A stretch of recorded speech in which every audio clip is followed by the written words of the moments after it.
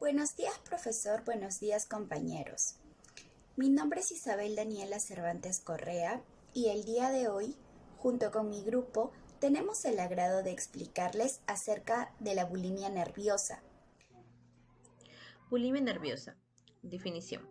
La bulimia nerviosa, normalmente llamada bulimia, es un tipo de trastorno de la conducta alimentaria. Las personas que lo padecen comen grandes cantidades de comida y de una vez. Luego tratan de eliminarla o deshacerse del peso que ganaron vomitando. Tomando laxantes, haciendo ayuno, que quiere decir dejar de comer, o se ejercitan demasiado, más de lo normal. La bulimia afecta más a niñas, mujeres, que a niños y hombres. La bulimia es un problema de salud grave, pero se puede mejorar con un tratamiento. Hola, hoy voy a estar hablando sobre otras definiciones, según autores, de la bulimia nerviosa o más conocido como un trastorno de la conducta alimentaria, ejemplificado como la alimentación excesiva y luego la eliminación de esta alimentación con conductas compensatorias como el ejercicio físico, el vómito o la restricción alimentaria. En primer lugar, pues etimológicamente hablando, la bulimia nerviosa fue definida a través de la unión de dos raíces griegas, que es bus y limos, que es hambre de buey o un hambre desmesurada, extraordinaria. Sin embargo, en investigaciones psicopatológicas que traen consigo estudios de pacientes determinados, pues por ejemplo, Brewerton en el 2007 habló del TCA, es decir, de los trastornos de la conducta alimentaria bulímica, en las personas que tienen cuadros restrictivos de alimentación. Y esto es más probable que suceda dentro de una exposición traumática. Entonces, sí hay una predisposición de trastornos de la conducta alimentaria cuando suceden exposiciones traumáticas en determinados pacientes.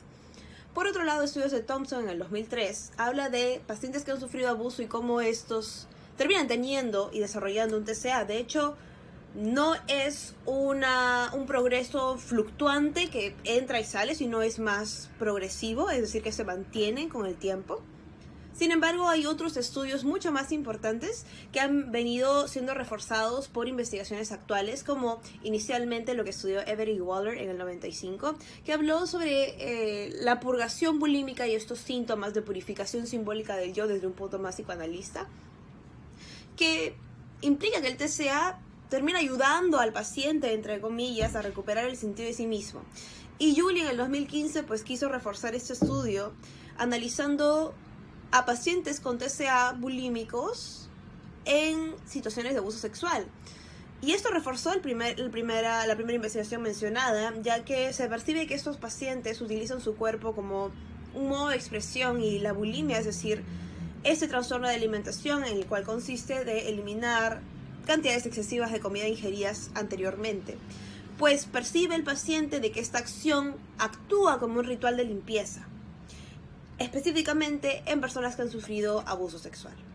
La bulimia nerviosa no solamente es común en pacientes que han sufrido alguna exposición traumática, sino también que tiene comorbilidades con otros trastornos psicopatológicos, tanto como la depresión, la ansiedad, trastornos de la personalidad, problemas con los impulsos o desregulación emocional y por último también con las adicciones. Doy pase a mi siguiente compañera que pueda seguir explicando sobre ese trabajo. Signos de la bulimia nerviosa. El primer signo de la bulimia nerviosa es el aislamiento de la persona que sufre de bulimia. Esta persona se va cerrando cada vez más a su círculo de amigos o a familia. Presenta una tendencia a la soledad, la tristeza y la melancolía, que aumenta excesivamente las horas de estudio y otras actividades útiles. El segundo signo es el cambio en hábitos en relación a la comida. Procuran no coincidir con la familia a la hora de comer. Muestran una resistencia a comer cantidades habituales que van disminuyendo progresivamente. Se obsesionan contando las calorías. Aparecen restos de comida en lugares inusuales. También empiezan a querer cocinar el menú de la familia y o cocinar su comida. Beben mucha agua antes de realizar las ingestas. Cortan los alimentos en mil trocitos. Comienzan dietas de adelgazamiento sin necesidad o sin control por especialista. Eliminan alimentos que anteriormente estaban en su repertorio alimentario. Se realizan visitas constantes al baño después de las ingestas y empieza a faltar comida en la casa. El tercer signo sería el aumento a la actividad y el ejercicio físico. Aumentan de manera excesiva el ejercicio físico con la única intención de perder peso. No paran de moverse a lo largo del día realizando múltiples actividades, lo cual puede ir adelgazando su cuerpo y sus músculos. El cuarto síntoma son las quejas sobre la apariencia. Muestra desconfianza y insatisfacción respecto a sí mismos si no tienen el cuerpo perfecto. Castiga su cuerpo sintiéndose mal con este mismo. Presenta una excesiva sumisión a los mensajes de los medios de comunicación en relación al peso, figura o la dieta. Presenta comparaciones constantes con el aspecto físico de otras personas. Se pesa o se mira al espejo con frecuencia de forma obsesiva. Y el quinto signo son los cambios de humor. Presentan cambios llamativos en el estado de ánimo. Las personas que las conocen las describen raras, distintas, como si no fueran las de siempre. Impulsividad, no piensan las cosas antes de actuar, sumisión y o irritación cuando los demás no hacen lo que ella quiere. También presenta preocupación por la probabilidad de fracasar e inseguridad respecto a su futuro personal. Los síntomas físicos de bulimia nerviosa son pérdidas de peso sin enfermedad o algún trastorno previo, la menorrea inexplicable, lo cual es que la menstruación se detenga, inflamación en la zona de las mejillas o la mandíbula, presenta callosidades o raspones en los oídos. Esto es debido por usar los dedos para provocarse el vómito, dientes que se ven transparentes en lugar de blancos y son cada vez más sensibles o con cada vez más caries, pero también debido al vómito. Vasos sanguíneos rotos en los ojos, debido a que al excretar la comida, el cuerpo ejerce demasiada presión, provocando que alguna vena del vaso o del ojo se rompa.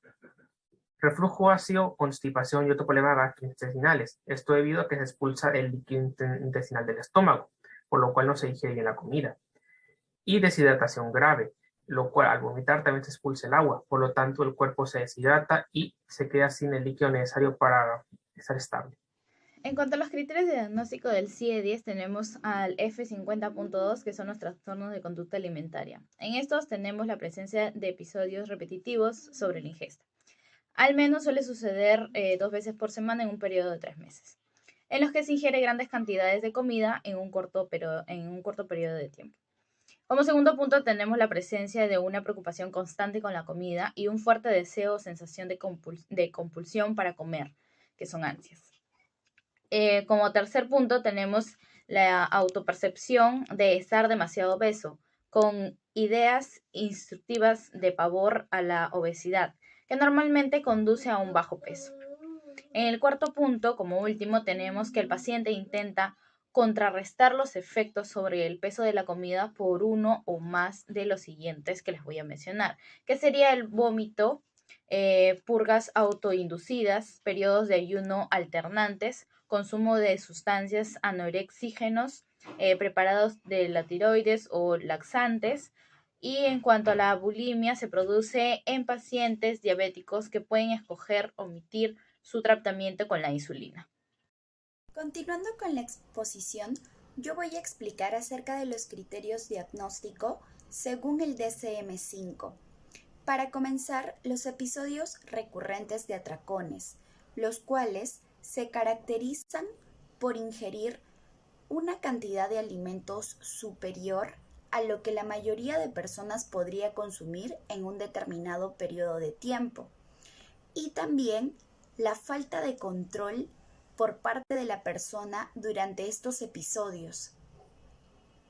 Tratamientos compensatorios recurrentes para poder evitar el aumento de peso, como por ejemplo el uso de diuréticos y laxantes, el vómito inducido, el ayuno intermitente o el ejercicio excesivo. Los atracones y los comportamientos compensatorios inapropiados se producen al menos una vez a la semana durante 3 meses. La autoevaluación se ve indebidamente influida por la constitución y el peso corporal. Y finalmente, la alteración no se produce exclusivamente en los episodios de anorexia nerviosa. Sobre los factores que explican ese trastorno de la conducta alimentaria como es la bulimia nerviosa, entonces tenemos tanto los factores biológicos como los factores socioculturales. Dentro de los factores biológicos pues se encuentra la genética, y es que durante la adolescencia muchos de ellos son predispuestos a una genética del 50 al 85% de riesgo en pacientes con síntomas con TCA. Por otro lado, el inicio de la pubertad trae consigo un cambio hormonal tan intenso que puede provocar que ciertos adolescentes puedan cambiar su conducta alimentaria restringiéndose o teniendo más actividad física, compensando su alimentación, así como una manifestación de ansiedad que ya sabemos que predispone a una comorbilidad grande con trastornos de la conducta alimentaria. Y por último, otro de los factores biológicos que pueden afectar el desarrollo de este trastorno es el sobrepeso y la obesidad. La obesidad de por sí es un factor de riesgo, de alto riesgo, dentro del desarrollo del TCA. Y como factor genético, pues, es muy probable de que las personas con sobrepeso y obesidad puedan tener un trastorno de la conducta alimentaria dirigido a la bulimia nerviosa. Sin embargo, no significa que todos los pacientes con sobrepeso y obesidad son bulímicos, tienen un problema del trastorno de la conducta alimentaria o directamente van a desarrollar eso a futuro. Eso no está probado. Por otro lado, dentro de los factores socioculturales, tenemos muchos más puntos que analizar, ya que estos modifican nuestra conducta y se pueden presentar de determinadas maneras en diferentes contextos. Por ejemplo, la presión sociocultural sobre el peso, como los medios de comunicación y el constante bombardeo de imágenes estereotipadas, y este estigma que se crea a través de la obesidad y el sobrepeso, puede contribuir a un ideal ficticio, fantasioso, que no existe realmente y que claramente es inalcanzable para muchos adolescentes y adultos. Este tipo de presión puede forzar a que un adolescente quiera cumplir esos estándares y desarrolle un trastorno de la conducta alimentaria. Otro de los factores socioculturales es la influencia de los medios de comunicación. No solamente la sociedad inflige grandes cantidades de influencia, sino que también los medios en los cuales se comparten estos estereotipos refuerzan la presión social. Este ideal de belleza que ya habíamos hablado en el punto anterior, que es inalcanzable, que es restrictiva y que muchas veces no existe, impone y valoriza la figura delgada y ese estereotipo de una mujer o un hombre que o tiene fuerza en el caso de los hombres, ¿no? O es delgado o es delgada, o tiene esta apariencia de descuido, por ejemplo, ¿no? Se pone a veces muy de moda. Entonces, estos factores socioculturales, tanto como la sociedad y la presión social como los medios de comunicación, terminan funcionándose e imponiendo grandes cantidades de influencia dentro de los adolescentes y adultos que intentan llenar estos estereotipos, ¿no? Y que al alcanzarlo, pues, es muy probable que desarrollen un trastorno de la conducta alimentaria. Sin embargo, la sociedad y estímulos externos como los medios de comunicación no son los únicos que interactúan con los trastornos de conducta alimentaria. También encontramos las relaciones interpersonales o amigos y compañeros o familiares que mantienen relaciones proximales al paciente que está desarrollando bulimia y que estos determinan mucho de la influencia que la misma persona o el paciente está desarrollándose dentro de un contexto con predisposición al TCA.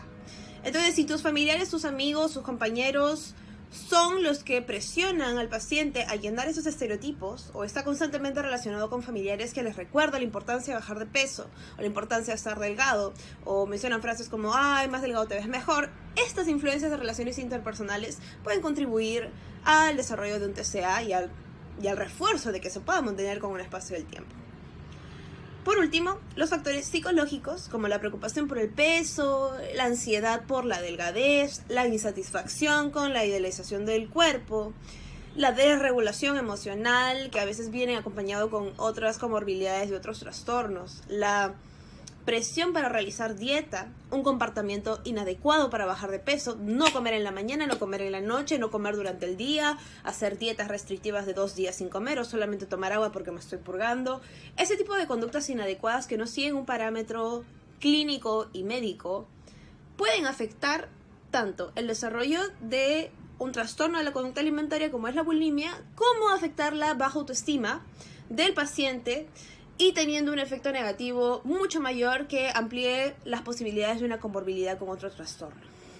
Estas presiones negativas por estar delgado, por reducir el prejuicio que vengan de otras personas, agravan la insatisfacción de la imagen corporal y contribuyen al deterioro de la salud mental de la persona y de las personas a su alrededor con los cuales se relaciona.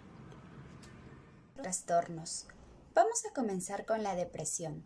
Existe una estrecha relación entre la depresión y los trastornos de la conducta alimentaria.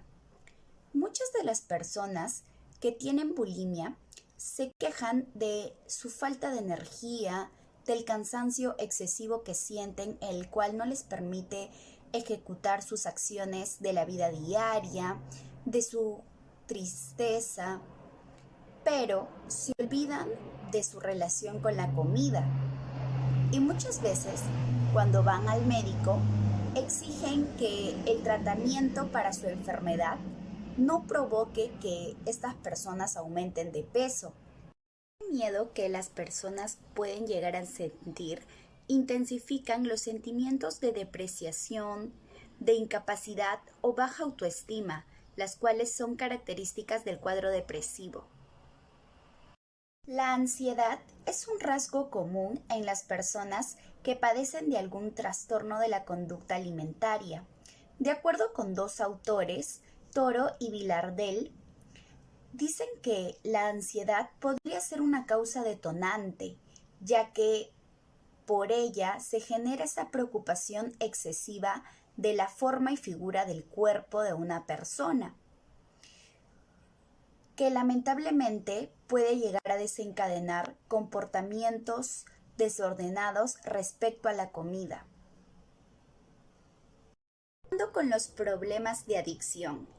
Las personas que padecen de bulimia tienen una adicción muy evidente con la comida, y esta se ve reflejada en los episodios de atracones que puedan llegar a tener, donde no pueden controlar la cantidad de alimentos que ingieren.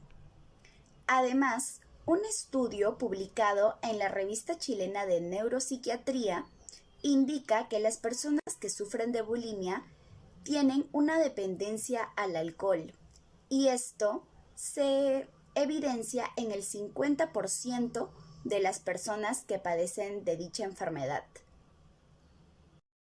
Para finalizar, hablemos acerca de las alteraciones digestivas.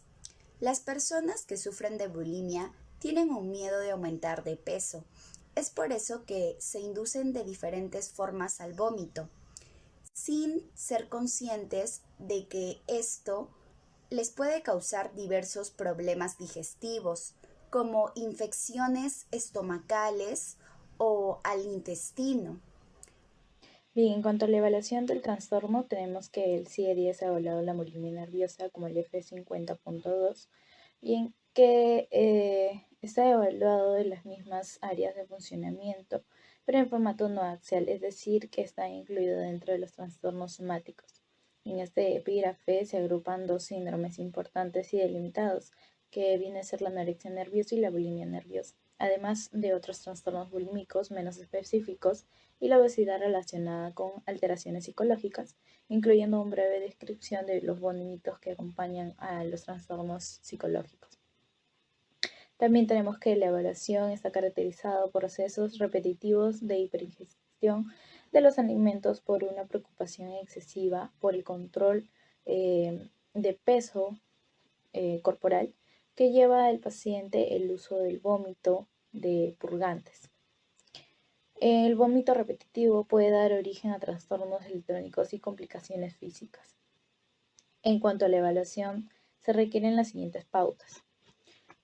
Tanto el DSM-5 como el CIE-10 coinciden que para poder diagnosticar la bulimia nerviosa, los atracones y las conductas compensatorias inapropiadas que han de tener lugar al menos 2 veces por semana durante los 3 meses, que incluye la bulimia sin especificar. Y en cuanto tenemos 2 puntos, punto A, que es la preocupación persistente por la comida, con deseos irresistibles de comer, a los que el enfermo acaba de sucumbir, presentando episodios de polifagia con consumo de grandes cantidades de comida en periodos cortos de tiempo. En el punto B tenemos el enfermo intenta contrarrestar el aumento de peso mediante uno o más de los siguientes métodos, que sería el vómito autoprovocados, abuso de laxantes, periodo de ayuno, consumo de fármacos como supresores de apetito, extractos, tiroides o diuréticos. Y en cuanto a la bulimia se presenta, también tenemos el punto B, El punto C, que sería la psicopatología, consiste en un temor morboso a engordar, fijando al enfermo de forma estricta un límite de peso muy inferior al que tenía antes de la enfermedad, o al peso óptimo o sano según el criterio médico.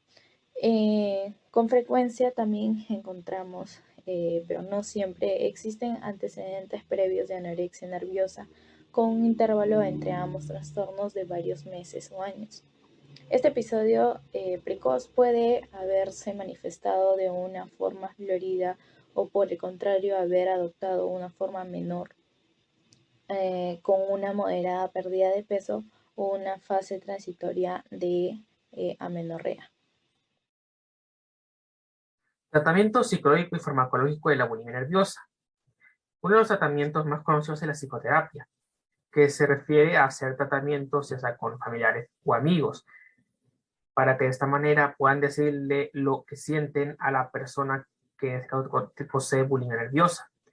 Entre esos tratamientos de psicoterapia están el tratamiento basado en la familia, la psicoterapia interpersonal y la terapia cognitivo-conductual.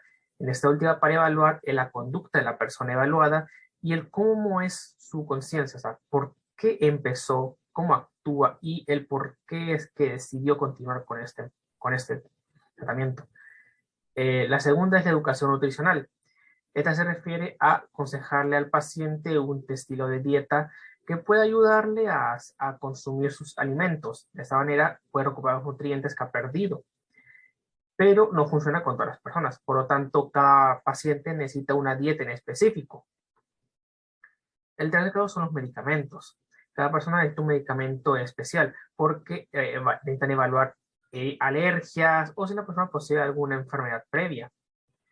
Y la última sería la hospitalización.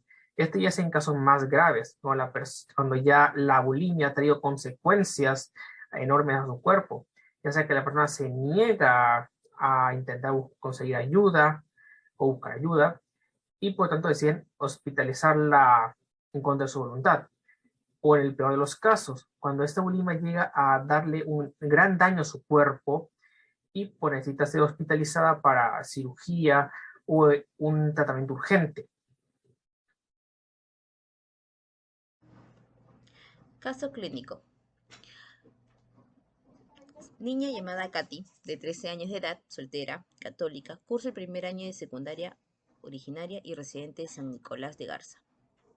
Pesa 48 kilos, su talla es de 149 centímetros y el motivo de consulta es riesgo autolesivo por ideación suicidia. Fuente de información, sus padres. Padecimiento actual desde los 10 años de edad comienza con la preocupación de su peso, así como su imagen corporal, ya que se refiere a ella que no quiere estar gorda, sino que quiere ser como las modelos, por lo que además de ejercicio que le imponían los padres, observa que puede usar productos naturistas que vendía la madre. Posteriormente en farmacias adquiere pastillas con extracto de ciruela que funcionan como laxantes. Además, al referir que cursa con ansiedad, productos de rabietas con sus padres, comienza a realizar episodios de comer rápido y en demasiada. Posterior a ello, se provoca el vómito, mediante los cuales ella trata de regular su peso, así como la estética de su cuerpo. Los episodios de ansiedad y sobreingesta de alimentos, así como el posterior vómito, sucedían al menos una vez por semana. Al comienzo, posteriormente, para los 12 años de edad, ella llegaba a realizar hasta 4 veces por semana.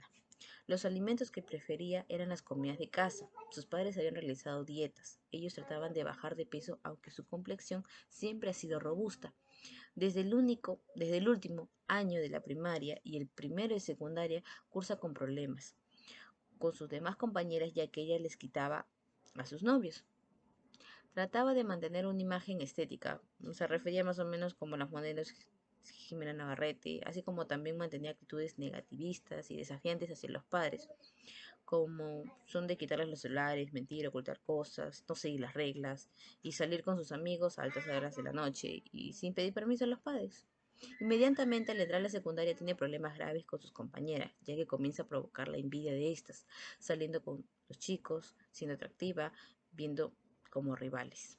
En septiembre del año 2012 tuvo una discusión con su padre, ya que el paciente la paciente, se encontraba en la calle con sus amigos a altas horas de la noche y el padre la reprende, por lo que ella inmediatamente acude a su casa y realiza sobreingesta de tamales, lo cual su padre la toma del cuello y hace que los vomite en el bote de basura, argumentando que no eran suyos, sino de su abuela. En enero del presente año presenta una rabieta con los padres, por lo que decide realizar sobreingesta de fármacos hipoglucemiantes en su casa. Pero este evento pasa desapercibido para los padres y no se atiende en medio de un intrahospitalario. Al parecer no hubo daño físico. En abril vuelve a presentar rabietas con los padres. Además refiere que tiene conflictos en la escuela con sus compañeras porque le estaba quitando a los muchachos. Así como también había publicado fotos de ella semidesnuda en una red social. Por lo que sus padres estaban muy enojados con ella y ella amenaza con hacerse daño, suicidarse con sobreingesta de fármacos, sin llegar a realizarlo, motivo por el cual acude a valoración e internamiento el día 18 de abril del 2013. Su historia familiar. El abuelo paterno se describe que tuvo cáncer fuerte y muy agresivo. La madre, de 43 años, cursa con un síndrome metabólico, obesidad. El padre, de la misma edad, obesidad. Cuenta con dos hermanos de 18 y 12 años, lo cual se refieren como sanos. Historial personal. Personal patológicos negados, personales no patológicos, uso de dietas para bajar de peso, así como productos para bajar de peso que son como metabolismos, Herbalife, las cuales aumentan la diuresis, laxantes, que son ciruelas, así como también llegó a usar cremas que se aplicaban en el abdomen desde hace 3 años. Examen mental, femenino, de edades concordantes, íntegra, bien conformada, constitución mesofórmica, sin facies característica, cosmesis moderada, consciente, conciencia clara, orientación globalmente, normocinética, normoproxésica, actitud cooperadora en el momento seductora, regular contacto visual, levantaba la ceja y hacía muecas, se comunicaba mediante un lenguaje verbal en tono y velocidad moderado, coherente y congruente, afecto eutímico, humor bien, pensamiento, curso, velocidad normal, forma llegando a metas, conteniendo ideas de seguir adelante, querer estar con su familia, sin alteraciones sensoperspectivas, capacidades cognitivas conservadas, evidenciando por analogías refranes, operaciones aritméticas, juicio conservado, nula conciencia de enfermedad. Diagnóstico: eje 1, bulimia nerviosa. Eje 2, rasgo histriónicos. Eje 3, ninguno. Eje 4, problemas en el núcleo primario. Y eje 5, 50-60.